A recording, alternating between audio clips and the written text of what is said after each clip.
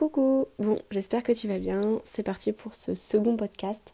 Aujourd'hui, je suis encore toute seule. J'ai déjà contacté pas mal de personnes qui seraient intéressées pour venir témoigner, parler, donner des conseils, etc. Mais le temps que ça se mette en place, je pense qu'il va y avoir 3-4 épisodes où je suis toute seule. Donc voilà. Donc si tu me connais pas, je m'appelle Camille, j'ai 21 ans. Je viens d'avoir 21 ans. Je suis partie un an étudier au Canada et depuis 6 ans à peu près, j'ai un blog où je partage mes conseils pour partir étudier à l'étranger et sur les voyages en général. Donc aujourd'hui, j'ai décidé de parler des séjours linguistiques.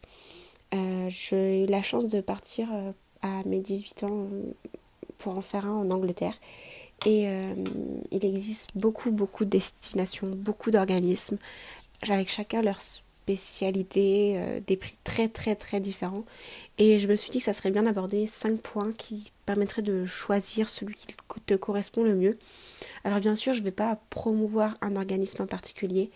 Je pense qu'il y en a certains que vous connaissez tous, comme EF ou WEP. Moi, je suis partie avec EF. J'ai aussi eu l'occasion de partir avec un autre petit organisme qui s'appelle Gamma Study.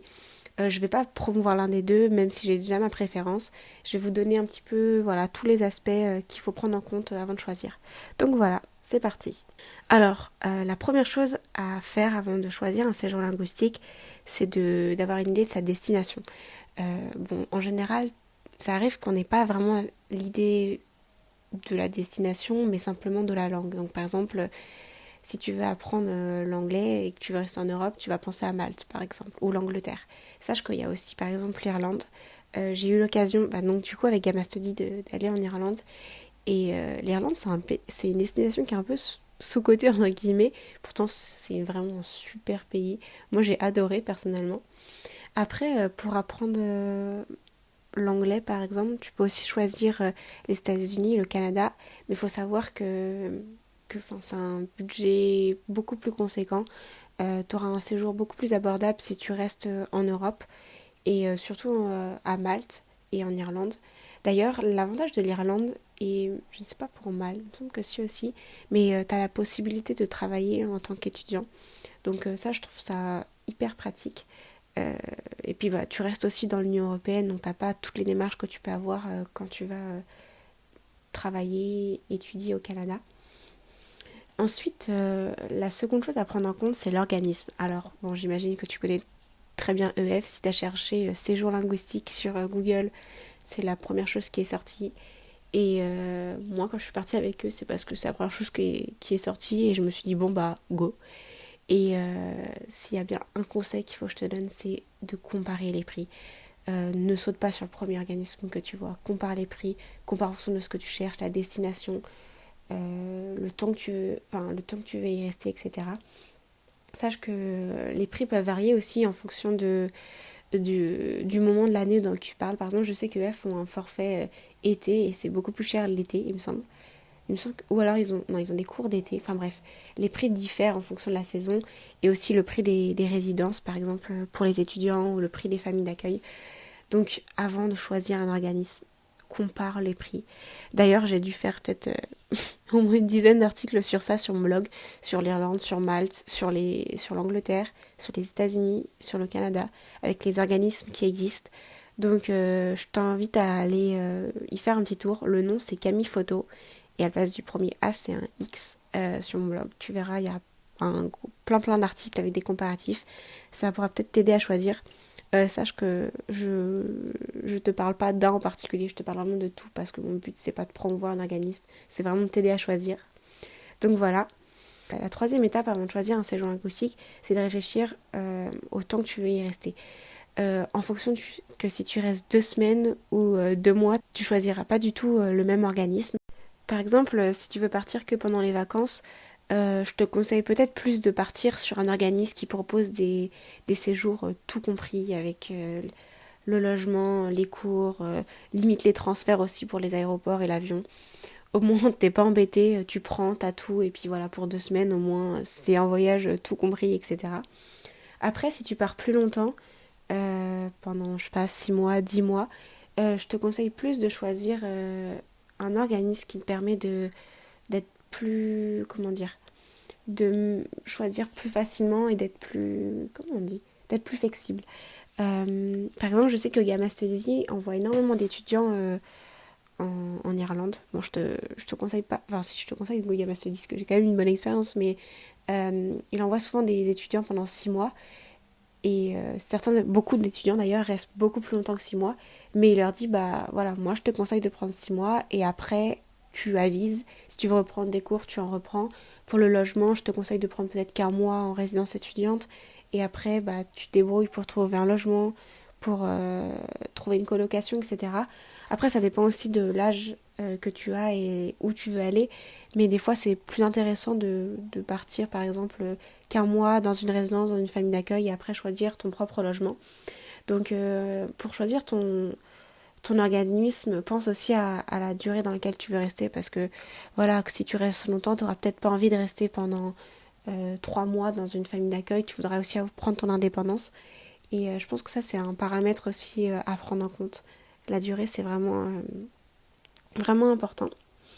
Ensuite, la quatrième chose à prendre en compte quand tu pars en séjour linguistique, c'est les cours qu'ils proposent. Alors, quand on parle de séjour linguistique, c'est vraiment souvent pour apprendre une langue dans un autre pays, dans une école de langue. Mais il faut savoir qu'il y a pas mal d'organismes qui proposent des cours spécifiques.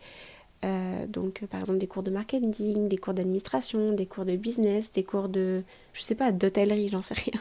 Mais il y a beaucoup d'organismes qui proposent des cours voilà, pour te spécialiser. Si tu es déjà en études supérieures et que tu veux partir par exemple 2 mois l'été ou que tu veux partir après ou faire une année de pause, une année de césure, regarde aussi les cours spécifiques. En général, ils sont accessibles pour les débutants et ça te permet de prendre des cours dans un domaine qui te plaît, qui t'intéresse. Des fois, même, c'est pas des études que tu suis en France, mais c'est juste que tu as envie de découvrir. Et ça, c'est assez intéressant. Et puis, ça te permet aussi d'apprendre l'anglais, mais d'une autre manière. Enfin, ne pas avoir que des cours de grammaire, d'orthographe, etc. Vraiment d'avoir des cours avec une sorte d'intérêt. Et ça peut être aussi pas mal sur ton CV parce que ça veut dire que tu as une première expérience à l'étranger dans une langue et que tu as appris, voilà, t'as pris des spécialités, tu sais, tu t'y connais. Et après, si tu comptes reprendre tes études, si tu comptes rentrer dans le marché, ça peut aussi énormément t'aider. Donc voilà. Et ensuite, le cinquième point à prendre en compte, et je pense que c'est l'un des plus importants pour choisir ton séjour linguistique, c'est le financement. On n'a pas tous la chance d'avoir papa et maman derrière pour financer son séjour. Si tu l'as, bah, c'est super pour toi parce que bah, voilà, ça te facilite aussi les choses. Mais il faut savoir que tu as aussi le droit à des bourses pour certaines destinations. Je sais que par exemple le Canada, c'est l'école de langue ILAC qui propose des bourses pour les étudiants français. Donc ça te permet de financer une partie. Si tu travailles, par exemple, je sais qu'il n'y a pas que des jeunes qui m'écoutent, il y a aussi des adultes. Et si tu as des points CPF, donc des crédits, tu peux aussi les utiliser pour les séjours linguistiques. Donc voilà. Après, il y a certaines destinations, donc plutôt en Europe, qui te permettent de travailler. Donc, comme je parlais tout à l'heure avec l'Irlande et Malte, tu as aussi maintenant l'Australie qui a réouvert et qui permet de travailler avec un PVT. Il y a le Canada, bien sûr. Et ouais, ça, c'est aussi important de prendre en compte si tu veux travailler sur place. Surtout si tu restes longtemps, c'est intéressant de travailler. Sache qu'ils cherchent beaucoup de franchises. Donc, ce n'est pas spécialement des travails où tu parles anglais toute la journée, tu peux parler français, tu peux voilà, servir des gens en français. Et ça, c'est plutôt intéressant si tu veux travailler et que ton niveau anglais reste assez faible. Après, bien sûr, tu peux aussi travailler dans des épiceries, dans des restaurants, dans des bars. Et voilà. Sache qu'il y a certains pays, donc comme l'Irlande et le Canada, qui embauchent très très facilement. Tu viens avec tes CV et puis voilà, tu peux facilement trouver un job. Donc si tu restes longtemps, si tu fais un séjour linguistique pendant longtemps, prends aussi en compte le financement, etc. Après, il est aussi possible de faire des prêts. Moi, c'est pas quelque chose que je te conseille spécialement parce que voilà, ça fait des frais. Tu sais que pendant 1 an, 2 ans, 3 ans à l'étranger, j'en sais rien, même juste 3 mois, tu vas dépenser aussi à côté et il va falloir tout financer à la fin, tout repayer, euh, rembourser ton prêt. Voilà, c'est ça que je cherchais. Et ouais, moi, c'est pas un truc que je te conseille spécialement. Mais bon, après, voilà, chacun fait comme il veut. Et voilà, donc c'est la fin de ce podcast. J'espère que ça a pu t'aider. J'ai tellement hâte de commencer les nouveaux podcasts avec des invités. Pour l'instant, j'ai des étudiants qui sont partis au Portugal, en Roumanie, au Canada aussi, et qui vont venir témoigner, et aux États-Unis aussi d'ailleurs, et qui vont venir témoigner. Donc voilà, n'hésite pas à mettre une petite note, à t'abonner, et puis bah à très vite.